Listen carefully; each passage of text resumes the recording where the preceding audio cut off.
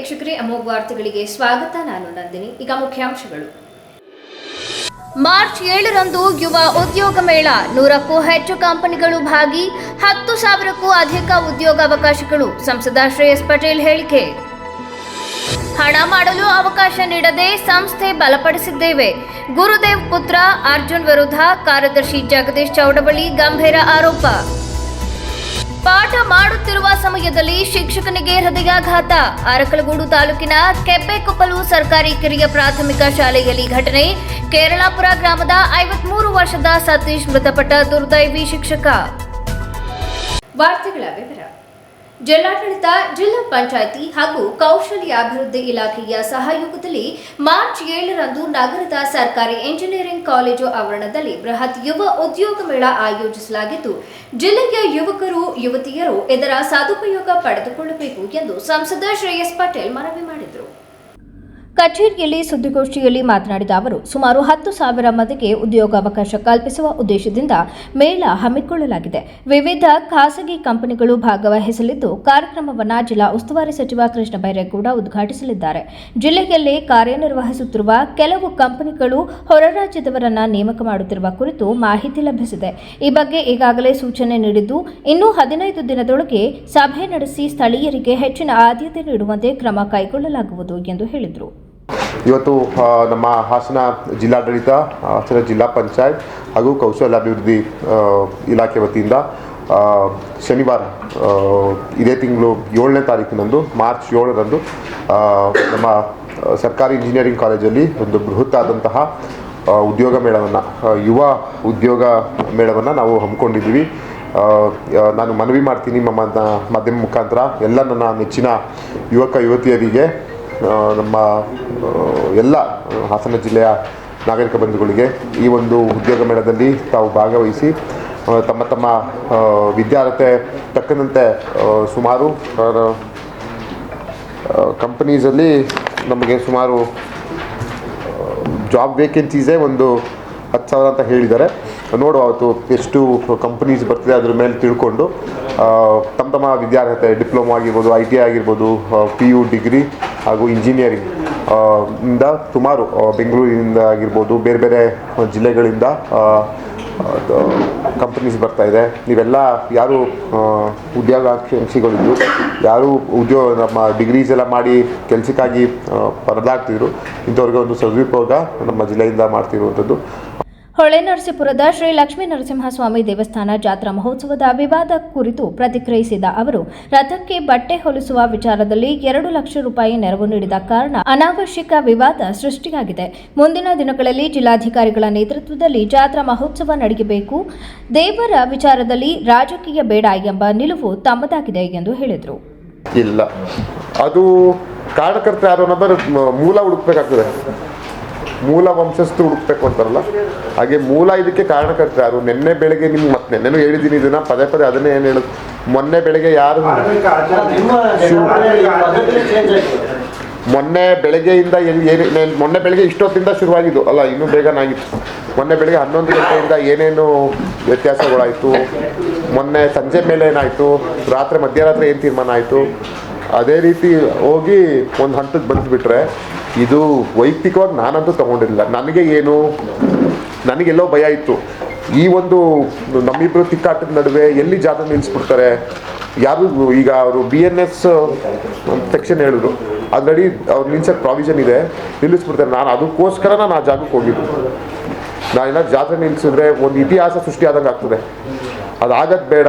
ಜನರಿಗೆ ಭಕ್ತರ ಮನಸ್ಸಿಗೆ ನಾವು ನೋವು ಮಾಡೋದು ಬೇಡ ಅನ್ನೋ ವಿಷಯಕ್ಕೋಸ್ಕರ ನಾವು ಹೋಗಿ ಕೂತ್ಕೊಂಡಿದ್ಬಿಟ್ರೆ, ನಾವು ಹೋಗಿ ಅವ್ರಿಗೆ ಸ್ಟ್ರೈಕು ಮಾಡಲಿಲ್ಲ. ನಾವು ಗಲಾಟೆ ಎಲ್ಲರೂ ವೀಡಿಯೋ ಬೈಟ್ ನಾವು ಸ್ಟ್ರೈಕು ಗಲಾಟೆ ಮಾಡಿರೋದು ನೀವೆಲ್ಲರೂ ಇದ್ದರೆ ನೀವು ತೋರಿಸ್ಬೋದು ನಮಗೆ. ನಾನು ಬಿಡಿ, ನಮ್ಮವರು ಬೆಂಬಲಿಗರು ಏನಾದ್ರು ಗಲಾಟೆ ಮಾಡಿ ಹೊಡೆದಾಡೋದು ಬರ್ದಾಡೋದು ಎಲ್ಲರೂ ಮಾಡಿದಾರ. ಗೌರವಯುತವಾಗಿ ನಾನು ವಿಷಯಕ್ಕೆ ಹೋದೆ, ಸುಮ್ಮನೆ ನಾನು ಕೂತಿದ್ದೆ ಒಂದು ಸೈಡಲ್ಲಿ. ಇವರು ಇಲ್ಲ ನಾವು ಬಗೆಹರಿಸ್ತೀವಿ ಅಂತ ಹೇಳಿದ್ರು, ಮನವಿ ಮಾಡಿಕೊಂಡು ಪೊಲೀಸ್ ಇಲಾಖೆಯವರು. ನಾನು ಹೊರಗಡೆ ಎದ್ದು ಬಂದೆ. ಸಂಜೆ ಮೇಲೆ ನಾನು ಹೊರಗಡೆ ಇದ್ಮೇಲೆ ಮತ್ತೆ ಇವ್ರು ಹೋಗಿ ಮತ್ತದೇ ಕ್ರಿಯೇಟ್ ಮಾಡಿ ಕೊನೆಗೆ ಜಿಲ್ಲಾಡಳಿತ ಇಲ್ಲ ನಾವು ಮಾಡ್ತೀವಿ ಜಾತ್ರೆನ ಅಂದರೂ ಸಂತೋಷ. ನಾವು ಸುಮ್ಮನೆ ಮುಖ್ಯಮಂತ್ರಿ ಸಿದ್ದರಾಮಯ್ಯ ಮಂಡಿಸಲಿರುವ ಬಜೆಟ್ನಲ್ಲಿ ಹಾಸನ ವಿಮಾನ ನಿಲ್ದಾಣಕ್ಕೆ ಅನುದಾನ, ಕಾಡಾನೆ ಸಮಸ್ಯೆಗೆ ಶಾಶ್ವತ ಪರಿಹಾರ, ಹೇಮಾವತಿ ಜಲಾಶಯದ ಮುಂಭಾಗ ಬೃಂದಾವನ ನಿರ್ಮಾಣ ಸೇರಿದಂತೆ ಹಲವು ಯೋಜನೆಗಳ ಬಗ್ಗೆ ಮನವಿ ಸಲ್ಲಿಸಲಾಗಿದೆ. ಅವುಗಳಿಗೆ ಅನುಮೋದನೆ ಸಿಗುವ ವಿಶ್ವಾಸವಿದೆ ಎಂದು ಹೇಳಿದರು. ಬಜೆಟ್ ಅಲ್ಲಿ ನಾವು ವಿಮಾನ ನಿಲ್ದಾಣಕ್ಕೆ ಕೇಳಿದ್ದೀವಿ. ಜೊತೆಗೆ ಆನೆ ಮಾನವ ಸಂಘರ್ಷ ಅದಕ್ಕೂ ಸಹ ಕೇಳಿದ್ದೀವಿ.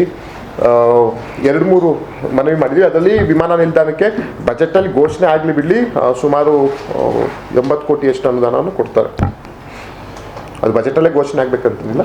ಅದು ಆನ್ಗೋಯಿಂಗ್ ಪ್ರಾಜೆಕ್ಟ್ ಇರೋದ್ರಿಂದ ಬಜೆಟಲ್ಲಿ ಘೋಷಣೆ ಆಗೋದು ಹೊಸ ಪ್ರಾಜೆಕ್ಟ್ಸ್ ಆನ್ಗೋಯಿಂಗ್ ಪ್ರಾಜೆಕ್ಟ್ ಇರೋದ್ರಿಂದ ಅಲ್ಲಿ ಘೋಷಣೆ ಆಗಲಿ ಬಿಡಲಿ ಈ ಸಲ ವಿಮಾನ ನಿಲ್ದಾಣಕ್ಕೆ ದುಡ್ಡಂತೂ ಕೊಡ್ತಾರೆ. ನಮ್ಮ ಉಸ್ತುವಾರಿ ಸಚಿವರು ಸಹ ಅದ್ರ ಬಗ್ಗೆ ತುಂಬ ಫಾಲೋಅಪ್ ಆಗಿದ್ದಾರೆ. ನಮಗೀಗ ಫಸ್ಟ್ ಪ್ರಯಾರಿಟಿ ನಮ್ಮ ರಾಜ್ಯದ ಇದು ಬಜೆಟ್ ವಿಮಾನ ನಿಲ್ದಾಣ, ನಮ್ಮ DC ಆಫೀಸು ಮತ್ತು ಹಾಸ್ಪಿಟಲ್. ಅದು ಆನ್ಗೋಯಿಂಗ್ ಪ್ರಾಜೆಕ್ಟ್, ಅದಕ್ಕೂ ದುಡ್ಡು ಬರ್ತದೆ. ಅದೆಲ್ಲ ಬಜೆಟಲ್ಲಿ ನಾವು ನಿರೀಕ್ಷೆ ಮಾಡೋಕ್ಕಾಗಲ್ಲ. ಅದಕ್ಕೂ ನಿರೀಕ್ಷೆ ಮಾಡೋಕ್ಕಾಗಲ್ಲ, ನಾವು ಇದಕ್ಕೂ ನಿರೀಕ್ಷೆ ಮಾಡೋಕ್ಕಾಗಲ್ಲ. ಯಾಕಂದರೆ these are all going projects. ಆಗ ನಾವು ಇಷ್ಟೊಂದು ರಿಕ್ವೆಸ್ಟ್ ಮಾಡಿದ್ವಿ. ಜೊತೆ ಶಾಶ್ವತವಾದಂಥ ಆನೆ ದಾಳಿಗೆ ಏನಾದರೂ ಒಂದು ಪರಿಹಾರ ಕೊಡಬೇಕು ಅಂತ ನಾವು ಸೆಂಟ್ರಲಲ್ಲೂ ರಿಕ್ವೆಸ್ಟ್ ಮಾಡಿದ್ವಿ, ಈಗ ಸ್ಟೇಟಲ್ಲೂ ರಿಕ್ವೆಸ್ಟ್ ಮಾಡಿದ್ವಿ. ನೋಡೋಣ, ಬಜೆಟ್ ಮೇಲೆ ನಮಗೂ ನಿರೀಕ್ಷೆ ಇದೆ. ಒಟ್ಟಲ್ಲಿ ಉತ್ತಮವಾದಂತಹ ಜನಪರ, ರೈತ ಪರ, ಬಡವರ ಪರ ಬಜೆಟ್ ಅಂತೂ ಬರುತ್ತೆ ಅನ್ನೋದು ನಮ್ಮೆಲ್ಲರ ಒಂದು ವಿಶ್ವಾಸ. ಖಂಡಿತ ಬರ್ತದೆ. ಪಕ್ಷದೊಳಗಿನ ಭಿನ್ನಾಭಿಪ್ರಾಯಗಳ ಕುರಿತು ಪ್ರತಿಕ್ರಿಯಿಸಿದ ಅವರು, ಯಾವುದೇ ಗಂಭೀರ ಗೊಂದಲಗಳಿಲ್ಲ, ಸಣ್ಣ ಪುಟ್ಟ ಸಮಸ್ಯೆಗಳನ್ನು ಮುಖಂಡರು ಕೂತು ಬಗೆಹರಿಸಿಕೊಳ್ಳಲಿದ್ದಾರೆ.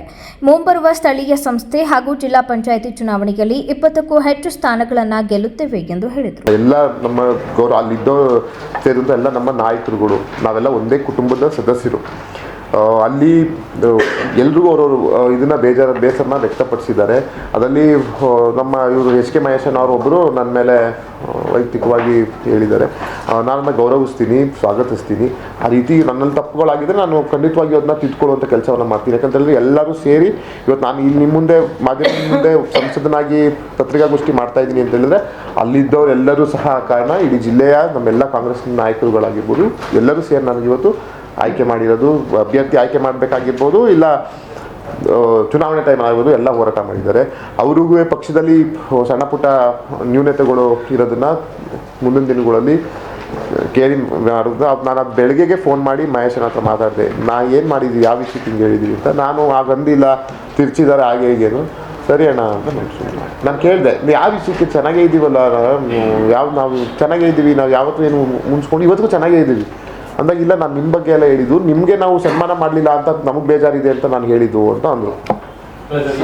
ನಿಮ್ಮ ವೈಯಕ್ತಿಕವಾಗಿ ನಿಮ್ಮ ಬಗ್ಗೆ ಮಾತಾಡಿದರೆ ಅನ್ನೋದನ್ನು ಹೊರತುಪಡಿಸಿ ಇಲ್ಲೇ ಅಷ್ಟು ಪ್ರಭಾವಿ ಕಾಂಗ್ರೆಸ್ ನಾಯಕರುಗಳು ಒಂದೇ ಸೇರಿ ಅಸಮಾಧಾನ ವ್ಯಕ್ತಪಡಿಸ್ತಾರೆ ಅಂತಂದ್ರೆ ಈಗ ಗೊತ್ತಾಯ್ತು. ಈಗ ಒಂದು ಕುಟುಂಬ ಅಂತ ಹೇಳಿದ್ರೆ ಎಲ್ಲ ಕಡೆ ಸಮಸ್ಯೆಗಳಿರ್ತವೆ. ರಾಜಕೀಯದಲ್ಲಿ ಎಲ್ಲ ಪಕ್ಷದಲ್ಲೂ ಒಂದೊಂದು ಸಮಸ್ಯೆಗಳಿರ್ತವೆ. ಅಂದರೆ ನಮ್ಮ ಪಕ್ಷ ಏನಂತ ಹೇಳಿದ್ರೆ ಒಂದು ಶಿಸ್ತಿನ ಪಕ್ಷ. ಬೇರೆ ಯಾವ ಪಕ್ಷದಲ್ಲೂ ಈ ರೀತಿ ಕೂತ್ಕೊಂಡು ಒಂದು ಸಭೆ ಮಾಡಲಿಕ್ಕೆ ಅವಕಾಶ ಇಲ್ಲ. ನಮ್ಮ ಪಕ್ಷದಲ್ಲಿ ಈ ರೀತಿ ಸ್ವತಂತ್ರವಾಗಿ ನಾವು ನಮ್ಮ ನಾಯಕರುಗಳಿಗೆ ನಮ್ಮ ಪಕ್ಷ ನಮ್ಗೆ ಕೊಟ್ಟಿದೆ ಆ ಸ್ವತಂತ್ರ. ಹಾಗಾಗಿ ಅವ್ರು ಸ್ವತಂತ್ರದಿದ್ದರೆ ಎಲ್ಲ ಅವರವರು ಡಿಸ್ಕಸ್ ಮಾಡ್ಕೊಂಡಿದ್ದಾರೆ. ನಾನು ಇದ್ರ ಬಗ್ಗೆ ಆಗಲೇ ನಮ್ಮ ಪುಟ್ಟೇಗೌಡರು ಮಾಜಿ ಶಾಸಕರು ಅವ್ರ ಹತ್ರನೂ ಹೋಗಿ ಮಾತಾಡಿ ಮುಂದಿನ ದಿನಗಳಲ್ಲಿ ನಾನೇ ಒಂದೆಲ್ಲ ಸೇರ್ಸಿ ಒಂದು ಮಾತಾಡ್ತೀನಿ. ವೈಯಕ್ತಿಕವಾಗಿ ಹಣ ಗಳಿಸಲು ಅವಕಾಶ ಮಾಡಿಕೊಡದೆ ಸಂಸ್ಥೆಗೆ ಕೋಟ್ಯಾಂತರ ರೂಪಾಯಿ ಉಳಿಸಿದ ಹಿನ್ನೆಲೆಯಲ್ಲಿ ಗುರುದೇವ್ ಅವರ ಪುತ್ರ ಅರ್ಜುನ್ ಗುರುದೇವ್ ಆಡಳಿತ ನಡೆಸಲು ಅಡ್ಡಿಪಡಿಸುತ್ತಿದ್ದಾರೆ ಎಂದು MCA ಶಿಕ್ಷಣ ಸಂಸ್ಥೆಯ ಕಾರ್ಯದರ್ಶಿ ಜಗದೀಶ್ ಚೌಡವಳ್ಳಿ ಆರೋಪಿಸಿ ಸ್ಪಷ್ಟನೆ ನೀಡಿದರು. ಅದು ಆ ಸಂಸ್ಥೆಯಲ್ಲಿ ಆಗಿರ್ತಕ್ಕಂಥ ನಷ್ಟನ ವಾಪಸ್ ಕಟ್ಟಿಸ್ಬೇಕು. ಅಲ್ಲಿ ನಡೆದಿರ್ತಕ್ಕಂಥ ಅವ್ಯವಹಾರದಲ್ಲಿ ಭಾಗಿಯಾದವರ ವಿರುದ್ಧವಾಗಿ ನಮ್ಮ ಕೂಗು ಇದ್ದಿದ್ದರಿಂದ ಅದು ತನಿಖೆ ಆಗಬೇಕು ಅನ್ನೋದು ನಮ್ಮ ಆಗ್ರಹ ಇದೆ. ಅದರೊಟ್ಟಿಗೆ ಈ ಒಂದು ಸಂಸ್ಥೆಗೆ ಅಲ್ಲದೆ ಇರ್ತಕ್ಕಂಥ ಜನ, ಸಂಸ್ಥೆಯಿಂದ ಲೂಟಿ ಹೊಡಿತಿರ್ತಕ್ಕಂಥ ಸೀಟ್ ಕುಮಾರ ಸೀಟಿನ ದಂಧೆ ಮಾಡಿಸೋಕ್ಕೆ ಏನು ಮ್ಯಾನೇಜರ್ ಇದ್ದರು ಶಿವರಾಮ್ ಕೃಷ್ಣಯ್ಯ, ಇವರು ಅಶೋಕ್ ಹಾರ್ನಳ್ಳಿ ಅವರ ಹೆಸರು ಕೆಡಿಸ್ಲಿಕ್ಕೆ ಇವರು ಹೂಡಿದಂಥ ನಾಟಕದಿಂದ ಹಲವಾರು ಕೋಟಿಗಟ್ಟಲೆ ಅಲ್ಲಿ ನಷ್ಟ ಸಂಸ್ಥೆಗಾಗಿದೆ. ಇವರು ಒಂದು ಕುಂಟೆ ಜಾಗ ಇಲ್ಲ, ಅವನು ಒಂದು ಕೆಲಸದಲ್ಲಿಲ್ಲ. ಎಲ್ಲಿ ಕೇಳಿದ್ರು MLA ಪ್ರೀತಮ್ ಗೌಡ್ರಿಗೆ 5 ಕೋಟಿ ಕೊಟ್ಟಿದ್ದೀನಿ ಅಂತಾನೆ, ಶರತ್ಗೆ 3.5 ಕೋಟಿ ಕೊಟ್ಟಿದ್ದೀನಿ ಅಂತಾನೆ, ಚಂದ್ರಪಣ್ಣ ಶಶಿಗೆ 3.5 ಕೋಟಿ ಕೊಟ್ಟಿದ್ದೀನಿ ಅಂತಾನೆ, ಅಲ್ಲಿ ಅವ್ರ ನಗರಸಭಾ ಸದಸ್ಯರಾಗಿರೋ ಮೋಹನ್ಗೆ 1.5 ಕೋಟಿ ಕೊಟ್ಟಿದ್ದೀನಿ ಅಂತಾನೆ, ಇನ್ನೂ ಹಲವಾರು ಜನಕ್ಕೆ ನಾನು ಅಷ್ಟು ಕೋಟಿ ಕೊಟ್ಟಿದ್ದೀನಿ ಇಷ್ಟು ಕೋಟಿ ಕೊಟ್ಟಿದ್ದೀನಿ 100 ಕೋಟಿ ಇಟ್ಟಿದ್ದೀನಿ ಅಂತಾನಲ್ಲ. ಇವ್ರ ಮೇಲೆ ನಿಜವಾಗ್ಲೂ ED IT ಅವರು ಸುಮ್ಮನೆ ಹಾಕಿದ್ದಾರೆ. ಸಾರ್ವಜನಿಕವಾಗಿ ಅವನು 100 ಕೋಟಿ ಆಸ್ತಿ ಮಾಡ್ಕೊಂಡು ಈ ಕಾಲೇಜಿನ ಆದಾಯವನ್ನು ಶಿವರಾಮಯ್ಯ ಕೃಷ್ಣಯ್ಯನ ಮುಖಾಂತರ ಅವರು ದಂಧೆ ಮಾಡ್ತಾರೆ. ನಮ್ಮ ಆಡಳಿತ ಮಂಡಳಿ ಅಸ್ಥಿರಗೊಳಿಸ್ಲಿಕ್ಕೆ ಒಬ್ಬೊಬ್ಬ ಸದಸ್ಯನಿಗೆ 2 ಕೋಟಿ ಆಫರ್ ಕೊಡ್ತಾರೆ ಅಂತ ಅಂದರೆ ಎಂಥ ವಿಪರ್ಯಾಸ. ಅವನು ಪ್ರತಿಯೊಂದು ನಾವು ಕೋರ್ಟ್ನಲ್ಲಿ ನಮ್ಮ ಮೆಂಬರ್ಗಳು ಬರೋದಿಲ್ಲ, ಆಪೋಸಿಟ್ ಮೆಂಬರು ಇವ್ರು ಬಂದು ಕೂತ್ಕೊಂತಾರೆ. ಅಲ್ಲಿ ರಿಜಿಸ್ಟ್ರಾರ್ ಆಗಿದ್ದಂಥ M ಪ್ರಕಾಶ್ ಅವನು ರಿಟೈರ್ಡ್ ಆದ ದಿವಸ ಅವನಿಗೊಂದು ಹೂಗುಚ್ಛ ಕೊಡೋಕ್ಕೂ ಜನ ಇರಲಿಲ್ಲ. ಇವತ್ತು ಅವನು ಬಂದು ಅಲ್ಲಿ ಕೋರ್ಟಿಗೆ ಖರ್ಚು ಮಾಡ್ತಾನೆ, ಕೋರ್ಟಿಗೆ ಬಂದು ನಿಂತ್ಕೊತಾನೆ. BK ತುಳಸಿ ಅವರು ಕಾಂಟ್ರಾಕ್ಟರ್ ಆಗಿದ್ದರು, ಅಲ್ಲಿ ಕೆಲಸನೇ ಮಾಡ್ದಲ್ಲಿ ಬಿಲ್ ತಗೊಂಡಿರೋಂಥ ನಿದರ್ಶನ ಇದ್ದಾವೆ. ಅವರು ಕೋರ್ಟಲ್ಲಿ ಬಂದು ನಿಂತ್ಕೋತಾರೆ. ಈ ಸೀಟ್ ಕುಮಾರ್ಗೂ ಕಾಲೇಜಿಗೂ ಸಂಬಂಧ ಇಲ್ಲ. ಅವನು 10 ಜನ ಸಾರ್ವಜನಿಕರು ಕರ್ಕೊಬಂದು ಕೋರ್ಟ್ ತುಂಬ ಹಾಲು ತುಂಬ ಕೂತ್ಕೊಂತಾನೆ. ಈ ಥರ ಇವರು ಸಂಬಂಧ ಇಲ್ಲದೇ ಇದ್ದರು ಬಂದು ಆಡಳಿತ ಮಂಡಳಿಯ ವಿರುದ್ಧವಾಗಿ ಕೆಲಸವನ್ನು ಅಸ್ಥಿರಗೊಳಿಸುವಂಥ ಕೆಲಸ ಮಾಡ್ತಾರೆ. ಅಂದರೆ ಅವ್ರ ಜೊತೆ ಕೈ ಜೋಡಿಸ್ತಕ್ಕಂಥ ಕೆಲಸವನ್ನು ಶ್ರೀಮಾನ್ ಗುರುದೇವ್ ಅವರವ್ರು ಮಾಡ್ತಾರೆ. ಗುರುದೇವ್ ಮತ್ತು ಗುರುದಪ್ಪ ಅವರು ನಮ್ಮನ್ನು ಯಾಕೆ ಬಿಟ್ಟೋದ್ರು ಅಂತ ಅಂದರೆ, ಈ ಉಪಾಧ್ಯಕ್ಷರಾದಂತಹ ಏನು ಗುರುದೇವ್ ಅವ್ರ ಮಗ ಇದ್ದರು ಇವರು ಅರ್ಜುನ್ ಗುರುದೇವ್, ಒಂದು ಭಾಳ ಗೋಲ್ಮಾಲ್ ನಡೀತಕ್ಕಂಥ ಒಂದು ಫೀಸ್ ಕಲೆಕ್ಷನ್ನಲ್ಲಿ 4-5 ವರ್ಷದಲ್ಲಿ ಕೋಟ್ಯಾಂತರ ರೂಪಾಯಿ ನಷ್ಟ ಉಂಟು ಮಾಡಿರ್ತಾರೆ. ಪತ್ರಿಕಾಗೋಷ್ಠಿಯಲ್ಲಿ ಅಧ್ಯಕ್ಷರಾದ RT ದೇವೇಗೌಡ, ಮಲೆನಾಡು ಶಿಕ್ಷಣ ಸಂಸ್ಥೆಯ ಹಿರಿಯ ಉಪಾಧ್ಯಕ್ಷ GL ಮುದ್ದೇಗೌಡ, ಖಜಾಂಚಿ ಪಾರ್ಶ್ವನಾಥ್, AVK ಕಾಲೇಜು ಉಪಾಧ್ಯಕ್ಷ ನಾಗರಾಜ್ ಜೈನ್ ಸೇರಿದಂತೆ ಇತರರು ಉಪಸ್ಥಿತರಿದ್ದರು. ಪಾಠ ಮಾಡುತ್ತಿದ್ದ ವೇಳೆಗೆ ಹೃದಯಾಘಾತ ಸಂಭವಿಸಿ ಮುಖ್ಯ ಶಿಕ್ಷಕರೊಬ್ಬರು ವಿದ್ಯಾರ್ಥಿಗಳ ಮುಂದೆಯೇ ಸಾವನ್ನಪ್ಪಿರುವ ಘಟನೆ ಅರಕಲಗೂಡು ತಾಲೂಕಿನ ಕೆಬ್ಬೆಕೊಪ್ಪಲು ಗ್ರಾಮದಲ್ಲಿ ನಡೆದಿದೆ. ಕೇರಳಪುರ ಗ್ರಾಮದ ನಿವಾಸಿ 53 ವರ್ಷದ ಸತೀಶ್ ಮೃತಪಟ್ಟ ದುರ್ದೈವಿ ಶಿಕ್ಷಕರು. ಇವರು ಕೆಬ್ಬೆಕೊಪ್ಪಲು ಸರ್ಕಾರಿ ಕಿರಿಯ ಪ್ರಾಥಮಿಕ ಶಾಲೆಯಲ್ಲಿ ಮುಖ್ಯ ಶಿಕ್ಷಕರಾಗಿ ಸೇವೆ ಸಲ್ಲಿಸುತ್ತಿದ್ದರು. ಎಂದಿನಂತೆ ಶಾಲೆಯಲ್ಲಿ ವಿದ್ಯಾರ್ಥಿಗಳಿಗೆ ಪಾಠ ಮಾಡುತ್ತಿದ್ದ ವೇಳೆ ಇವರಿಗೆ ತೀವ್ರ ಆಯಾಸ ಕಾಣಿಸಿಕೊಂಡಿದೆ. ಕ್ಷಣಾರ್ಧದಲ್ಲೇ ತೀವ್ರ ಅಸ್ವಸ್ಥಗೊಂಡ ಸತೀಶ್ ಅವರು ತರಗತಿಯಲ್ಲೇ ಕುಸಿದು ಬಿದ್ದಿದ್ದಾರೆ. ಇದನ್ನು ಕಂಡು ಆತಂಕಕ್ಕೊಳಗಾದ ವಿದ್ಯಾರ್ಥಿಗಳು ಕೂಡಲೇ ಇತರ ಶಿಕ್ಷಕರಿಗೆ ಮಾಹಿತಿ ನೀಡಿದ್ದಾರೆ. ಸಹೋದ್ಯೋಗಿ ಶಿಕ್ಷಕರು ಕೂಡಲೇ ಆಂಬ್ಯುಲೆನ್ಸ್ಗೆ ಕರೆ ಮಾಡಿ ಸತೀಶ್ ಅವರನ್ನು ಆಸ್ಪತ್ರೆಗೆ ಕರೆದೊಯ್ದಿದ್ದಾರೆ. ಆದರೆ ವೈದ್ಯರು ಪರೀಕ್ಷಿಸಿದಾಗ ಅವರು ಮಾರ್ಗ ಮಧ್ಯೆಯೇ ಮೃತಪಟ್ಟಿರುವುದಾಗಿ ದೃಢಪಡಿಸಿದ್ದಾರೆ. ತೀವ್ರ ಹೃದಯಾಘಾತವೇ ಸಾವಿಗೆ ಕಾರಣ ಎಂದು ತಿಳಿದು ಬಂದಿದೆ. ನೆಚ್ಚಿನ ಶಿಕ್ಷಕನ ಅಕಾಲಿಕ ನಿಧನದಿಂದ ಶಾಲಾ ಆವರಣದಲ್ಲಿ ಮೌನ ಆವರಿಸಿದ್ದು ವಿದ್ಯಾರ್ಥಿಗಳು ಹಾಗೂ ಸಹ ಶಿಕ್ಷಕರು ಕಣ್ಣೀರು ಹಾಕುತ್ತಿದ್ದಾರೆ. ಘಟನೆಗೆ ಸಂಬಂಧಿಸಿದಂತೆ ಸ್ಥಳೀಯ ಪೊಲೀಸ್ ಠಾಣೆಯಲ್ಲಿ ಪ್ರಕರಣ ದಾಖಲಾಗಿದೆ. ನಗರದ ಗುಂಡೇಗೌಡನ ಕೊಪ್ಪಲು ಗ್ರಾಮ ಮತ್ತು ಅಶೋಕ್ ನಗರದಲ್ಲಿ 1 ಕೋಟಿ 6 ಲಕ್ಷ ವೆಚ್ಚದ ಅಭಿವೃದ್ಧಿ ಕೆಲಸಕ್ಕೆ ಕ್ಷೇತ್ರದ ಶಾಸಕ HP ಸ್ವರೂಪ್ ಗುದ್ದಲಿ ಪೂಜೆ ನೆರವೇರಿಸುವುದರ ಮೂಲಕ ಚಾಲನೆ ನೀಡಿದರು. ನಂತರ ಮಾಧ್ಯಮದೊಂದಿಗೆ ಮಾತನಾಡಿ, ನಗರದ ರಿಂಗ್ ರಸ್ತೆ ಸಮೀಪದ ಗುಂಡೇಗೌಡನ ಕೊಪ್ಪಲು ಗ್ರಾಮದಲ್ಲಿ ದೀರ್ಘಕಾಲದಿಂದ ರಸ್ತೆ, ಚರಂಡಿ ಹಾಗೂ UGD ಸಮಸ್ಯೆ ಎದುರಿಸುತ್ತಿದ್ದ ನಾಗರಿಕರ ಮನವಿ ಮೇರೆಗೆ ನಗರ ಪಾಲಿಕೆಯಿಂದ 48 ಲಕ್ಷ ವೆಚ್ಚದಲ್ಲಿ ಕಾಂಕ್ರೀಟ್ ರಸ್ತೆ ಹಾಗೂ ಚರಂಡಿ ನಿರ್ಮಾಣ ಕಾಮಗಾರಿಗೆ ಗುದ್ದಲಿ ಪೂಜೆ ನೆರವೇರಿಸಲಾಯಿತು. ಕಾಮಗಾರಿಗಳನ್ನು ನಿಗದಿತ ಅವಧಿಯಲ್ಲಿ ಗುಣಮಟ್ಟ ಕಾಪಾಡಿಕೊಂಡು ಪೂರ್ಣಗೊಳಿಸಲು ಗುತ್ತಿಗೆದಾರರು ಹಾಗೂ ಅಧಿಕಾರಿಗಳಿಗೆ ಕಟ್ಟುನಿಟ್ಟಿನ ಸೂಚನೆ ನೀಡಲಾಗಿದೆ. ಈ ಭಾಗದಲ್ಲಿ ಇನ್ನೂ ಕೆಲವು ಚಿಕ್ಕ ಪುಟ್ಟ ಮೂಲಭೂತ ಸೌಕರ್ಯಗಳ ಅಗತ್ಯವಿದ್ದು ಅವುಗಳನ್ನು ಹಂತ ಹಂತವಾಗಿ ಕೈಗೆತ್ತಿಕೊಳ್ಳಲಾಗುವುದು. ನಾಗರಿಕರಿಗೆ ತೊಂದರೆಯಾಗದಂತೆ ಸಮಗ್ರ ಅಭಿವೃದ್ಧಿ ಕಾರ್ಯಗಳನ್ನು ಜಾರಿಗೆ ತರಲಾಗುತ್ತದೆ. ಹಲವಾರು ವರ್ಷಗಳಿಂದ ನಿರ್ಲಕ್ಷ್ಯಕ್ಕೊಳಗಾಗಿದ್ದ ಅಶೋಕ್ ನಗರದಲ್ಲೂ 58 ಲಕ್ಷ ವೆಚ್ಚದಲ್ಲಿ ರಸ್ತೆ ನಿರ್ಮಾಣ ಕಾಮಗಾರಿಗೆ ಚಾಲನೆ ನೀಡಲಾಗಿದೆ. ಮಳೆಗಾಲದಲ್ಲಿ ಸಂಚಾರ ತೊಂದರೆ ಉಂಟಾಗುತ್ತಿದ್ದ ಹಿನ್ನೆಲೆ ಈ ಕಾಮಗಾರಿ ಬಹು ನಿರೀಕ್ಷಿತವಾಗಿತ್ತು.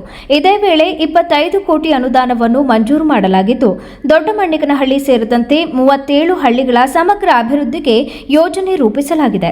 ಗ್ರಾಮೀಣ ಹಾಗೂ ನಗರ ಭಾಗಗಳ ಸಮತೋಲನ ಅಭಿವೃದ್ಧಿಗೆ ಹೆಚ್ಚಿನ ಒತ್ತು ನೀಡಲಾಗುತ್ತಿದೆ.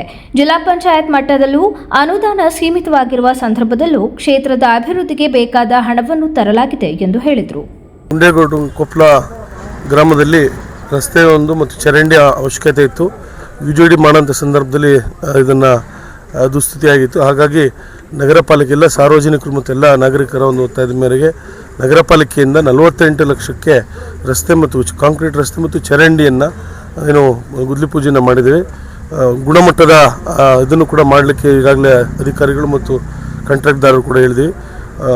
ಏನು ಗುಂಡೇಗೌಡ ಕೊಪ್ಪಲು ಇನ್ನೂ ಚಿಕ್ಕ ಪುಟ್ಟ ಕೆಲಸಗಳಾಗಬೇಕಾಗಿದೆ, ರಸ್ತೆ ಮತ್ತು ಚರಂಡಿನೂ ಕೂಡ ಹಂತ ಹಂತವಾಗಿ ಖಂಡಿತವಾಗ್ಲೂ ಎಲ್ಲದೂ ಕೂಡ ಮಾಡೋಣ ಅಂತ ಈ ಸಂದರ್ಭದಲ್ಲಿ ಹೇಳಿ ಮತ್ತೊಮ್ಮೆ ಎಲ್ಲ ನಾಗರಿಕರು ಮತ್ತು ಸಾರ್ವಜನಿಕರೇ ಭಗವಂತ ಒಳ್ಳೇದು ಮಾಡಲಿ ಅಂತ ಈ ಸಂದರ್ಭದಲ್ಲಿ ಶುಭವನ್ನು ಕೋರ್ತೇನೆ.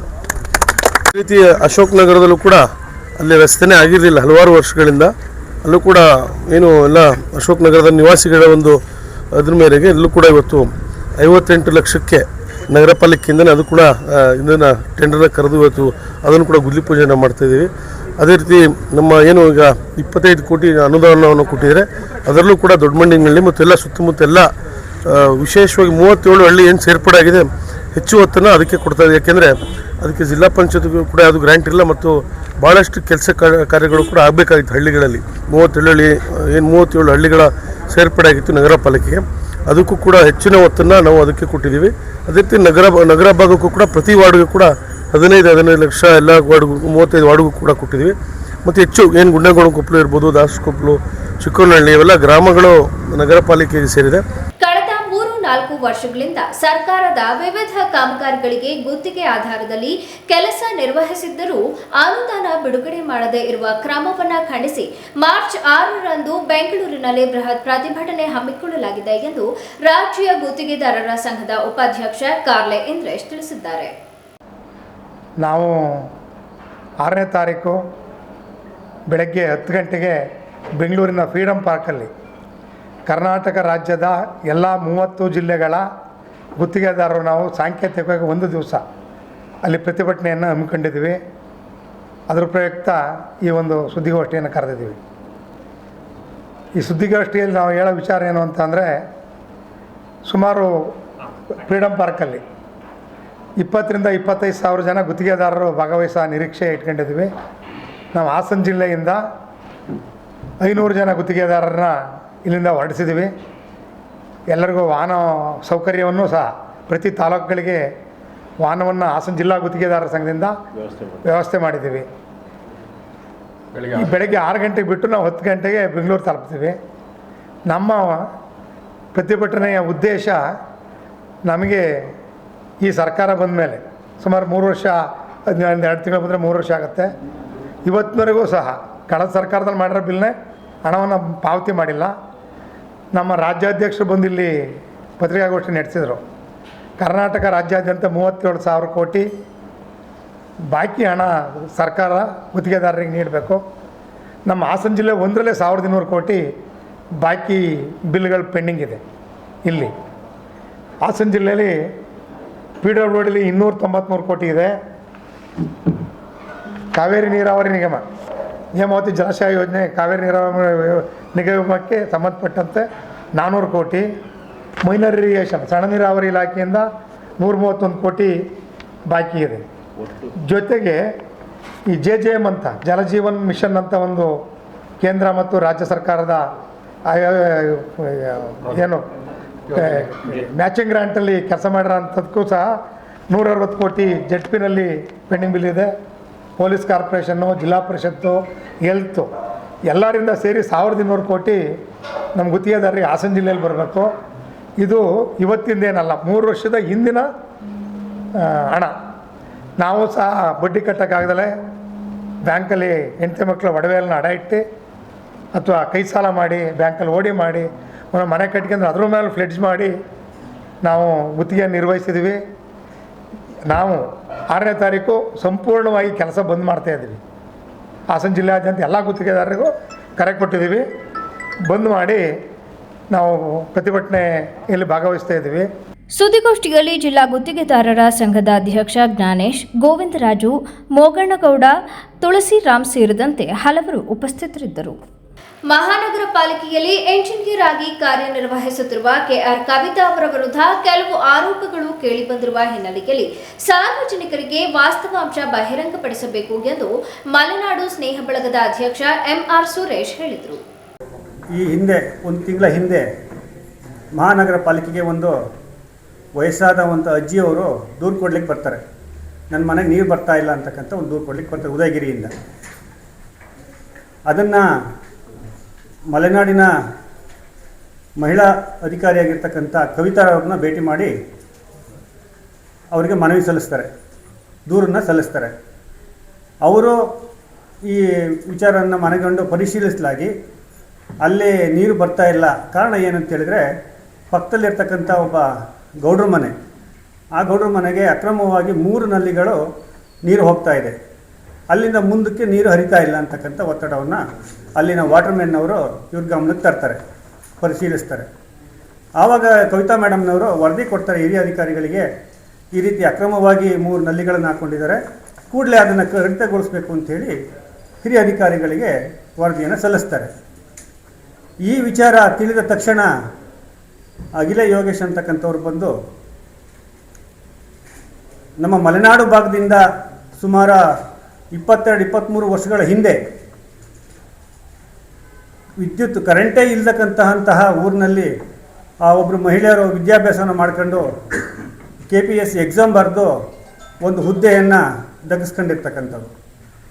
ಅವರು ಅಗಿಲೆ ಯೋಗೇಶ್ ಅಂತಕ್ಕಂಥವರು ಏಕಾಏಕಿ ತಮ್ಮ ತಂಡದ ದಂಡು ದಾಳಿ ಸಮೇತವಾಗಿ ಒಬ್ಬ ಮಹಿಳಾ ಅಧಿಕಾರಿಯನ್ನು ಯಾವ ರೀತಿ ಭೇಟಿ ಮಾಡಬೇಕು ಅಂತಕ್ಕಂಥ ಸೌಜನ್ಯ ಇಲ್ಲದೇ ಏಕಾಏಕಿ ಒಂದು ವಿಡಿಯೋಗ್ರಾಫರು, ಒಬ್ಬರು ಫೋಟೋಗ್ರಾಫರು, ಇವರು ಹೀರೋ ಥರ ಹೋಗಿ ಎಂಟ್ರಿ ಆಗಿ ಅವರಿಗೆ ಧಮಕಿ ಹಾಕ್ತಕ್ಕಂಥ ಕೆಲಸವನ್ನು ಸಹಿತ ಮಾಡ್ತಾರೆ.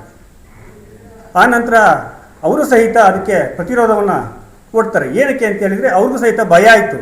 ಇವರ ತಂಡಗಳು ಹೋಗಿ ಒಬ್ಬರು ವಿಡಿಯೋ ಮಾಡ್ತಕ್ಕಂಥದ್ದು, ಒಬ್ಬರು ಅವ್ರ ಜೊತೆ ಜಗಳಾಡ್ತಕ್ಕಂಥದ್ದು, ಮತ್ತು ಇನ್ನೊಬ್ಬರು ಬಾಗಿಲಲ್ಲಿ ಅಡ್ಡ ನಿಂತ್ಕೊಂಡು ಫೋಟೋ ತೆಗಿತಕ್ಕಂಥದ್ದು, ಅವರೆಲ್ಲಿ ಹೊರಗಡೆ ಹೋಗ್ತಾರೆ ಅಂತಕ್ಕಂಥದ್ದನ್ನ ಅಡ್ಡ ತಡಿಬೇಕು ಅಂಥೇಳಿ ಅಲ್ಲಿ ದಂಡು ದಾಳಿ ಸಮೇತ ನಿಂತ್ಕೊಂಡಾಗ ಇವರಿಗೆ ಭಯ ಆಗುತ್ತೆ.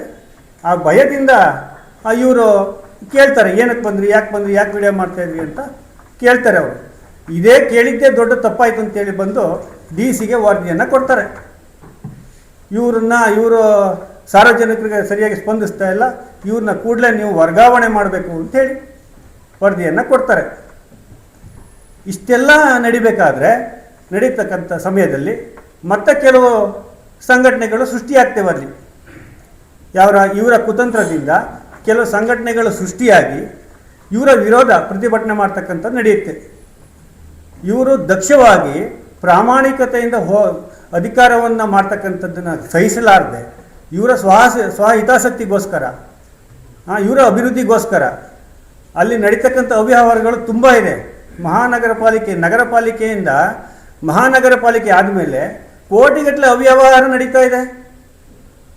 ಅದನ್ನು ಖಂಡಿಸಿದ್ ಬಿಟ್ಟು ಇವರ ಹಿತಾಸಕ್ತಿಗೋಸ್ಕರ ಪಾಪ ಯಾರೋ ದಲಿತ ಮುಖಂಡರು ಅಂತೇಳಿ ಪಾಪ ಅವರು ಇವರಿಂದ ಸೃಷ್ಟಿಯಾದಂಥವ್ರು, ಪಾಪ ಅವ್ರಿಗೇನು ಗೊತ್ತಿಲ್ಲ, ಅವ್ರನ್ನ ಮುಂದೆ ಬಿಟ್ಟು ಇವ್ರನ್ನ ವಿರುದ್ಧವಾಗಿ ಹೋರಾಟ ಮಾಡಿ ಅಂತೇಳಿ ಅವ್ರನ್ನ ಎತ್ಕಟ್ಟಿ ಇವತ್ತು ಅವರು ಯಾವುದೇ ಹಿರಿಯ ಅಧಿಕಾರಿಗಳ ಅನುಮತಿ ಇಲ್ಲದೇನೆ ಪಾಪ ಹೋರಾಟ ಮಾಡಿದ್ದಾರೆ. ಅವ್ರಿಗೆ ಗೊತ್ತಿಲ್ಲ ಪಾಪ ಇವರೆಲ್ಲ ಹೀಗಾಗುತ್ತೆ ಅಂತೇಳಿ, ಯಾವುದೇ ಒಂದು ರಕ್ಷಣೆ ತಗೊಂಡಿಲ್ಲ. ಅವರು ಹೋರಾಟ ಮಾಡ್ಬೇಕಾದ್ರೆ ಒಂದು ರಕ್ಷಣೆ ಇಲ್ಲ, ಪಾಪ ಹಿರಿಯ ಅಧಿಕಾರಿಗಳ ಅನುಮತಿ ತಗೊಂಡಿಲ್ಲ. ಪಾಪ ಅವ್ರ ಗತಿಯನ್ನು ಏನೋ ಕಾನೂನು ಪ್ರಕಾರ ಏನಾದರೂ ಅವರಿಗೆ ಶಿಕ್ಷೆ ಆಗೋದೇ ಆದರೆ ಪಾಪ ಅವರ ಹೆಂಡತಿ ಮಕ್ಕಳಿಗೆ ಯಾರು ಹೊಣೆ? ಇವರು ಈ ರೀತಿ ಎತ್ತಕಟ್ಟತಕ್ಕಂಥ ಕೆಲಸವನ್ನು ಮಾಡಬಾರ್ದು. ಹೌದು, ಪಾಪ ಪೌರ ಕಾರ್ಮಿಕರು ಪಾಪ ಅವ್ರಿಗೇನು ಗೊತ್ತಿಲ್ಲ, ಏನೋ ಇವರು ಕುಮ್ಮಕ್ಕಿನಿಂದ ಹೋರಾಟ ಮಾಡ್ತಾ ಇದ್ದಾರೆ ಹೋಗಿಯಲ್ಲಿ. ಏನಾದರೂ ಆದರೆ ಅವ್ರ ಕುಟುಂಬದ ಗತಿ ಏನಾಗಬೇಕು? ಮತ್ತೆ ಹೇಳ್ತಾರೆ, ನಾನು 5,000 ಕೊಟ್ಬಿಟ್ಟು ಮನೆಗೆ ನಲ್ಲಿ ಹಾಕಿಸ್ಕೊಂಡಿದ್ದೀನಿ ಅಂತೇಳಿ. ಪಾಪ ವಾಟರ್ ಮ್ಯಾನ್ ಒಬ್ಬನಿಗೆ 5,000 ಕೊಟ್ಟಿದ್ದೀನಿ, ಲಂಚ ಕೊಟ್ಟಿದ್ದೀನಿ. ಲಂಚ ಕೊಡೋದು ತಪ್ಪು, ಲಂಚ ಇಸ್ಕೊಳ್ಳೋದು ತಪ್ಪಿದೆ. ಆ ಲಂಚ ಇಸ್ಕೊಂಡವನು ಪಾಪ ಏನಾದ್ರು ಅವನಿಗೆ ಇವತ್ತೇನಾದ್ರು ಕಾನೂನು ಪ್ರಕಾರ ಶಿಕ್ಷೆ ಆದರೆ ಅವ್ನು ಜೈಲಿಗೆ ಹೋಗ್ತಕ್ಕಂಥದ್ದಾಗುತ್ತೆ. ಅವನ ಹೆಂಡತಿ ಮಕ್ಕಳು ಕುಟುಂಬ ಸಂಸಾರದ ಹೊಣೆ ಯಾರ್ದು? ಇದಕ್ಕೆಲ್ಲ ನೇರ ಹೊಣೆ ಇವರಾಗಿರ್ತಾರೆ. ದಯವಿಟ್ಟು ಇದನ್ನೆಲ್ಲ ಬಿಟ್ಟು ಏನು ಪತ್ರಿಕಾಗೋಷ್ಠಿಯಲ್ಲಿ ಮಲೆನಾಡು ಸ್ನೇಹ ಬಳಗದ ಗೌರವಾಧ್ಯಕ್ಷ ಎಚ್.ಎಸ್. ತಮ್ಮೇಗೌಡ, ಕಾರ್ಯದರ್ಶಿ ಎಚ್.ಜಿ. ಸಂಗಮ್, ನಂದೇಶ್, ರತಿ, ಕಿರಣ್, ಶಂಕರೇಗೌಡ ಇತರರು ಉಪಸ್ಥಿತರಿದ್ದರು.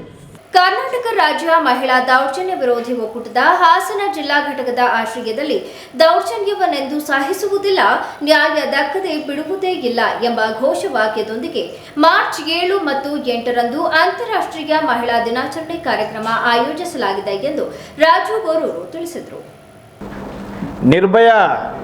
ಡೆಲ್ಲಿನಲ್ಲಿ ನಿರ್ಭಯ ಕೇಸು ಆದ ನಂತರ ಮಂಗಳೂರಿನಲ್ಲಿ ಪ್ರಾರಂಭವಾದಂಥ ಮಹಿಳಾ ಪರವಾದಂಥ ಧ್ವನಿಗಳು ಈ ಥರದ ಸಮಾವೇಶಗಳನ್ನು ಆಯೋಜಿಸಿದಾಗ, ಹಾಗಾಗಿ ಹಾಸನದಲ್ಲಿ 7ನೇ ತಾರೀಕು 9:30ಕ್ಕೆ ಮಹಾರಾಜ ಪಾರ್ಕ್ನಿಂದ ಒಂದು ಬೃಹತ್ ಜಾಥಾ ಪ್ರಾರಂಭವಾಗುತ್ತೆ.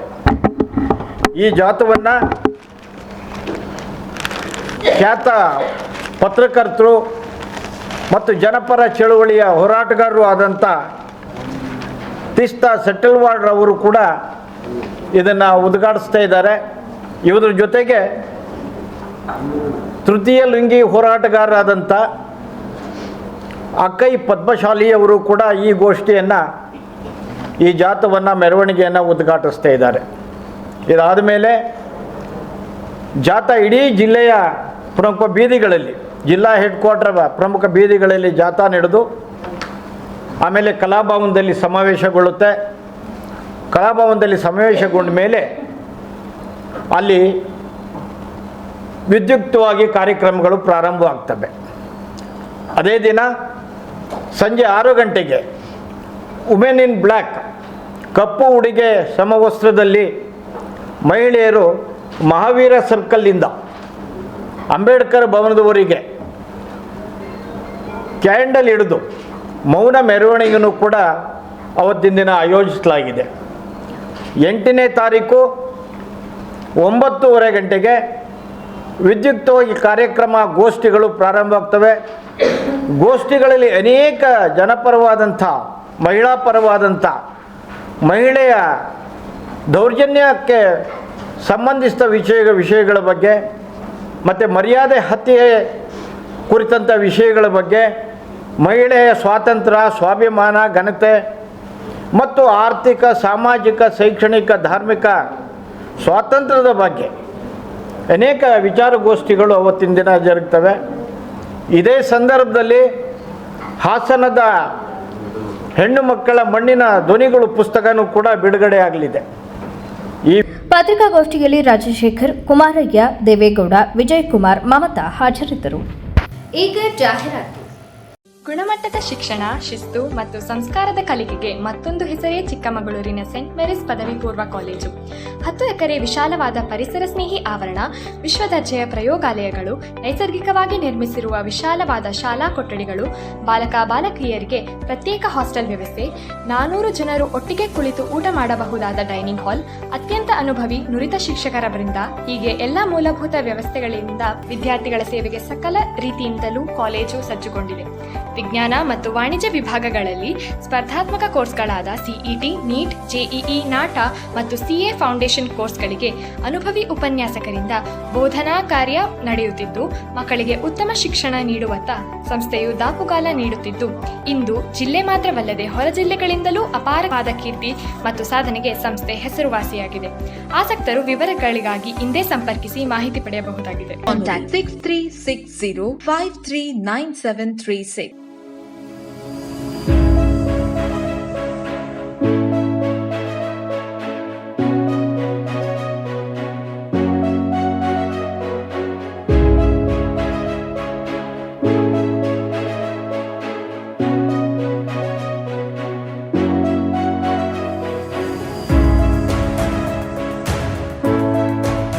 Hey everyone, I'm Dhruva HP. I'm Kritika Tia, Studying in class 12 of Bharat's PU Academy. We are proud to introduce Bharat's Academy, a newly established institution in science which is dedicated for excellence education in curricular and non-curricular activities. Hello everyone, myself Barira Kaunin. Myself Naba Zahra. We are from Bharat's PU Academy. I'm really proud to express the excellent and well-organized schedule of our college. A good college schedule plays a vital role in every student's life by shaping their future along with their knowledge, skills, and character. Our college follows an academic system which focuses on both theoretical and competitive learning. Our college provides a well-disciplined yet friendly environment, a modern laboratories, a well-stocked library, digital learning facilities that support the students in their studies.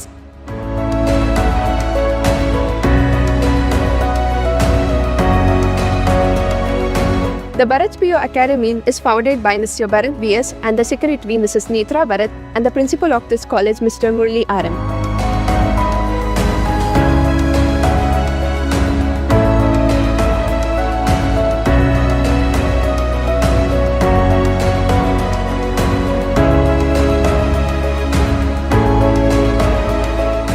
been a great experience studying in Bharat's Academy since I train especially for competitive exams like JEE, NEET, CET and NDA with individual care and support. Also, we are taught by highly qualified and experienced lecturers. ನಮಸ್ಕಾರ, ನಾನು ಭರತ್ ಅಂತ. So ನಮ್ಮದು Bharat PU academy ಏನಿದೆ Hassan ಹಳ್ಳಿಕಟ್ಟೆ circle ಸಾಲ್ಗಮೆ ರಸ್ತೆನಲ್ಲಿ, ಇಲ್ಲಿ 2026-27ನೇ ಸಾಲಿನ admissions already open ಆಗಿದೆ. Complete competitive coaching college ಅಂತ ಹೇಳಿ ಹಾಸನದಲ್ಲಿ ಹೆಸರಾಗಿರುವಂಥ ನಮ್ಮ ಕಾಲೇಜಿನಲ್ಲಿ JEEಗೆ ಸಪ್ರೇಟು, ನೀಟ್ಗೆ ಸಪ್ರೇಟು 2 ಬ್ಯಾಚ್ಗಳನ್ನು ನಾವು ಸ್ಟಾರ್ಟ್ ಮಾಡ್ತಾ ಇದ್ದೀವಿ. ಸೊ ಆದಷ್ಟು ಬೇಗ ಅಡ್ಮಿಷನ್ಸ್ ಎಲ್ಲ ಮುಗೀತಾ ಇದೆ. ಸೊ ದಯಮಾಡಿ ಪೇರೆಂಟ್ಸ್ಗಳು ಆದಷ್ಟು ಬೇಗ ಸದುಪಯೋಗ ಪಡ್ಕೊಳ್ಳಿ, ಆದಷ್ಟು ಬೇಗ ಬಂದು ನಿಮ್ಮ ಮಕ್ಕಳನ್ನ ಅಡ್ಮಿಷನ್ಸ್ ಮಾಡಿ. ಸೊ ಭರತ್ ಅಕಾಡೆಮಿ ಹೊಸದಾಗಿ ಭಾರತ್ ಅಕಾಡೆಮಿ ನಿಮ್ಮ ಮುಂದೆ ಬಂದಿದೆ. ಹಳ್ಳಿಕಟ್ಟೆ ವೃತ್ತ, ಸಾಲ್ಗಾಮೆ ರಸ್ತೆ, ಹಾಸನ. ಭರತ್ ಅಕಾಡೆಮಿ. ಹಾಸನದ ಕೆಆರ್ ಪುರಂನಲ್ಲಿ ನೂತನವಾಗಿ ಪ್ರಾರಂಭವಾಗಿರುವ ಸುನಂದ ಸೂಪರ್ ಸ್ಪೆಷಾಲಿಟಿ ಕಣ್ಣಿನ ಆಸ್ಪತ್ರೆಯಲ್ಲಿ ನಿಮ್ಮ ಕಣ್ಣಿನ ಎಲ್ಲ ಸಮಸ್ಯೆಗಳಿಗೆ ಸೂಕ್ತ ಚಿಕಿತ್ಸೆಗಳು ಲಭ್ಯವಿರುತ್ತವೆ. ಪ್ರತಿದಿನ ನುರಿತ ತಜ್ಞರಾದಂಥ doctor Chiranth IM phaco surgeon, doctor Sumanth IM retina surgeon, doctor Madhumita M phaco surgeon ನಿಮ್ಮ ಸೇವೆಗೆ ಲಭ್ಯವಿರುತ್ತಾರೆ. ನಮ್ಮ ಆಸ್ಪತ್ರೆಯ ವಿಶೇಷತೆಗಳು: state of art operation theatre, injection ರಹಿತ ನೋವಿಲ್ಲದ ಶಸ್ತ್ರಚಿಕಿತ್ಸೆ, ಕ್ಯಾಟರಾಕ್ಟ್ ಶಸ್ತ್ರಚಿಕಿತ್ಸೆಗೆ ಅತ್ಯಾಧುನಿಕ ಆರ್ಟ್ಲಿ ಫೇಕೋ ಮೆಷಿನ್, ಅಂತಾರಾಷ್ಟ್ರೀಯ ಮಟ್ಟದ ಲೆನ್ಸಸ್ ಬಳಕೆ, ನುರಿತ ವೈದ್ಯರ ತಂಡದಿಂದ ರೆಟಿನಾ ತೊಂದರೆಗಳಿಗೆ ಚಿಕಿತ್ಸೆ, ಗ್ಲೋಕೋಮಾ ಸಮಸ್ಯೆಗೆ ಚಿಕಿತ್ಸೆ, ಬಾಲ್ಯದ ಕಣ್ಣಿನ ಸಮಸ್ಯೆಗಳಿಗೆ ಚಿಕಿತ್ಸೆ.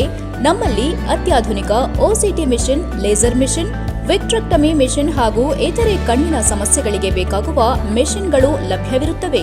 ಹೆಸರಾಂತ ಕಂಪನಿಯ ಉತ್ತಮ ಗುಣಮಟ್ಟದ ಕನ್ನಡಕಗಳು ರಿಯಾಯಿತಿ ದರದಲ್ಲಿ ದೊರೆಯುತ್ತವೆ. ನಮ್ಮಲ್ಲಿ ಮುಖ್ಯವಾಗಿ ಯಶಸ್ವಿನಿ ಕಾರ್ಡ್, ಧರ್ಮಸ್ಥಳ ಸಂಘದ ಕಾರ್ಡ್ಗಳ ವಿಮಾ ಸೌಲಭ್ಯ ಹಾಗೂ ಇತರೆ ಖಾಸಗಿ ಕಂಪನಿಗಳ ವಿಮಾ ಸೌಲಭ್ಯಗಳು ದೊರೆಯುತ್ತವೆ. ಭಾನುವಾರ ಹೊರತುಪಡಿಸಿ ಪ್ರತಿದಿನ ಸೋಮವಾರದಿಂದ ಶನಿವಾರದವರೆಗೆ ಬೆಳಗ್ಗೆ 10 ರಿಂದ ಸಂಜೆ 8 ಗಂಟೆವರೆಗೆ ವೈದ್ಯರು ಸಮಾಲೋಚನೆಗೆ ಲಭ್ಯವಿರುತ್ತಾರೆ. ಹೆಚ್ಚಿನ ಮಾಹಿತಿಗಾಗಿ ಸಂಪರ್ಕಿಸಿ. ಹಾಸನದ ನಮ್ಮ ವಿಳಾಸ HAR ಆರ್ಕೇಡ್, 4ನೇ ಕ್ರಾಸ್, ಸಂಪಿಗೆ ರಸ್ತೆ, KR Puram, Hassan. Phone number 9036033343, 9353737288. ತಿಪಟೂರಿನಲ್ಲಿ ಕಳೆದ 3 ವರ್ಷಗಳಿಂದ ಸುನಂದ ಕಣ್ಣಿನ ಆಸ್ಪತ್ರೆ ಕಾರ್ಯನಿರ್ವಹಿಸುತ್ತಿದ್ದು ರೋಗಿಗಳ ಮೆಚ್ಚುಗೆ ಗಳಿಸಿದೆ ಎಂದು ತಿಳಿಸಲು ಆಶಿಸುತ್ತೇವೆ. ತಿಪಟೂರಿನ ನಮ್ಮ ವಿಳಾಸ NH 206, ಹಾಸನ್ ಸರ್ಕಲ್ ಹತ್ತಿರ, ಇಂಡಿಯನ್ ಆಯಿಲ್ ಪೆಟ್ರೋಲ್ ಬಂಕ್ ಪಕ್ಕ, ತಿಪಟೂರು. ಫೋನ್ ನಂಬರ್ಸ್ 8310505620 ಮತ್ತು 08023901908. ಸಕಲೇಶ್ಪುರದಲ್ಲಿ ಸುನಂದ ಸೂಪರ್ ಸ್ಪೆಷಾಲಿಟಿ ಕಣ್ಣಿನ ಆಸ್ಪತ್ರೆಯ ವಿಷನ್ ಸೆಂಟರ್ ತೆರೆಯಲಾಗಿದ್ದು ಸೋಮವಾರ ಮತ್ತು ಗುರುವಾರ ನೇತ್ರ ತಜ್ಞರು ಸಮಾಲೋಚನೆಗೆ ಲಭ್ಯವಿರುತ್ತಾರೆ. ಸಕಲೇಶ್ಪುರದ ನಮ್ಮ ವಿಳಾಸ Srinivasa nursing home, 2nd floor, BM road, Sakleshpur. Phone number 7975318630.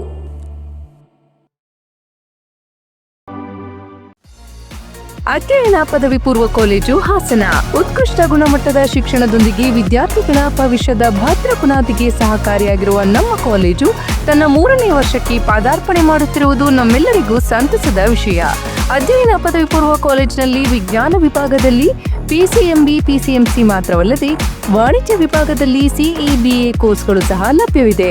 ವಿದ್ಯಾರ್ಥಿಗಳ ಸರ್ವತೋಮುಖ ಶಿಕ್ಷಣದ ಅಭಿವೃದ್ಧಿಗಾಗಿ ಮೂಲ ಶಿಕ್ಷಣದೊಂದಿಗೆ KCET, ನೀಟ್, JEE ಕೋರ್ಸ್ಗಳ ಜೊತೆಗೆ ಸಾಫ್ಟ್ವೇರ್ ಡೆವಲಪ್ಮೆಂಟ್, ಬ್ಯಾಂಕಿಂಗ್ ಕೋರ್ಸ್ಗಳು ಹಾಗೂ CA ಫೌಂಡೇಶನ್ ತರಬೇತಿಯನ್ನ ನೀಡಲಾಗುವುದು. ಜೊತೆಗೆ ಕಲೆ, ನಾಟಕ, ಕ್ರೀಡೆ, ಸ್ಕೌಟ್ಸ್ ಅಂಡ್ ಗೈಡ್ಸ್, ವ್ಯಕ್ತಿತ್ವ ವಿಕಸನ, ಸಂಸ್ಕೃತಿಗಳ ಆಚರಣೆ, ರಸ್ತೆ ಸುರಕ್ಷತಾ ಕಾರ್ಯಕ್ರಮ, ಮಹಿಳಾ ಸಬಲೀಕರಣ, ಕಣ್ಣು ಮತ್ತು ಆರೋಗ್ಯ ತಪಾಸಣಾ ಶಿಬಿರಗಳು, ಗಿಡ ನೆಡುವ ಕಾರ್ಯಕ್ರಮಗಳು ಹಾಗೂ ಸೈಬರ್ ಕ್ರೈಮ್ ಜಾಗೃತಿಯಂತಹ ವಿವಿಧ ಕಾರ್ಯಕ್ರಮಗಳನ್ನು ಹಮ್ಮಿಕೊಂಡಿದ್ದೇವೆ. ಅತ್ಯುತ್ತಮ ಅಂಕಗಳನ್ನು ಗಳಿಸಿದ ವಿದ್ಯಾರ್ಥಿಗಳಿಗೆ ಸ್ಕಾಲರ್ಶಿಪ್ ಕೂಡ ಲಭ್ಯವಿದೆ. ನುರಿತ ಉಪನ್ಯಾಸಕರು ಹಾಗೂ ಸುಸಜ್ಜಿತ ಲ್ಯಾಬ್ಗಳನ್ನು ಒಳಗೊಂಡಿರುವ ನಮ್ಮ ಅಧ್ಯಯನ ಪದವಿ ಪೂರ್ವ ಕಾಲೇಜಿನಲ್ಲಿ ವಿದ್ಯಾರ್ಥಿಗಳಿಗೆ ಪ್ರತ್ಯೇಕವಾದ ಹಾಸ್ಟೆಲ್ನ ವ್ಯವಸ್ಥೆ ಕೂಡ ಲಭ್ಯವಿದೆ. 2026-27ನೇ ಶೈಕ್ಷಣಿಕ ಸಾಲಿಗೆ ದಾಖಲಾತಿಗಳು ಪ್ರಾರಂಭವಾಗಿದ್ದು ವಿದ್ಯಾರ್ಥಿಗಳ ಉಜ್ವಲ ಭವಿಷ್ಯದ ಕನಸಿನ ಮೊದಲ ಹೆಜ್ಜೆ ನಮ್ಮ ಅಧ್ಯಯನ ಪದವಿ ಪೂರ್ವ ಕಾಲೇಜು. ದಾಖಲಾತಿಗಾಗಿ ಹಿಂದೆ ಸಂಪರ್ಕಿಸಿ. ಅಧ್ಯಯನ ಪದವಿ ಪೂರ್ವ ಕಾಲೇಜು, ವಿದ್ಯಾನಗರ, ಹಾಸನ. ಕಾಂಟ್ಯಾಕ್ಟ್ 9019526599. ಯಾವತ್ತೂ ಮರೆಯಲ್ಲ, ನಾನು ಚಿಕ್ಕವನಾಗಿದ್ದಾಗ ಹುಟ್ಟದಬ್ಬ ಅಂದ್ರೆ ಚಾಕ್ಲೇಟ್. ಜೊತೆಯಾಗಿದ್ದರೆ ಎಲ್ಲರೂ ಸಿಹಿಯಾದ ಸಂಭ್ರಮವು, ಖುಷಿ ಇದ್ದರೆ ಎಲ್ಲೆಲ್ಲೂ ಪ್ರತಿದಿನವೂ ಸಡಗರವು.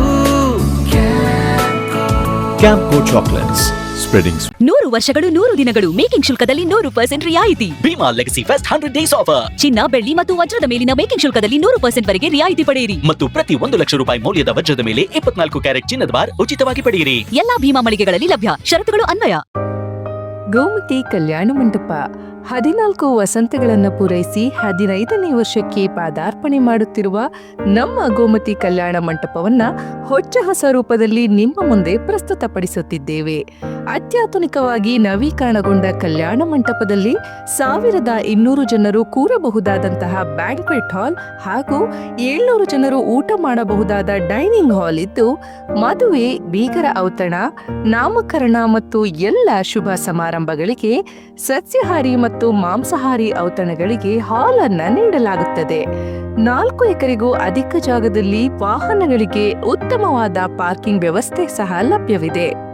ನಿಮ್ಮ ಕುಟುಂಬದ ಸುಂದರ ಕಾರ್ಯಕ್ರಮಗಳನ್ನು ಅತ್ಯುತ್ತಮ ಕ್ಷಣಗಳನ್ನಾಗಿ ಮಾರ್ಪಾಡಾಗಿಸಲು ಒಂದು ಒಳ್ಳೆಯ ಜಾಗ, ಅದುವೇ ನಮ್ಮ ಗೋಮತಿ ಕಲ್ಯಾಣ ಮಂಟಪ. ಗೋಮತಿ ಕಲ್ಯಾಣ ಮಂಟಪ, ಕೋಟ್ ಹೊಸ ಬಸ್ ನಿಲ್ದಾಣದ ಹತ್ತಿರ, ಚನ್ನಪಟ್ಟಣ ಬಡಾವಣೆ, ಹೊಳೆನರಸೀಪುರ ರಸ್ತೆ, ಹಾಸನ.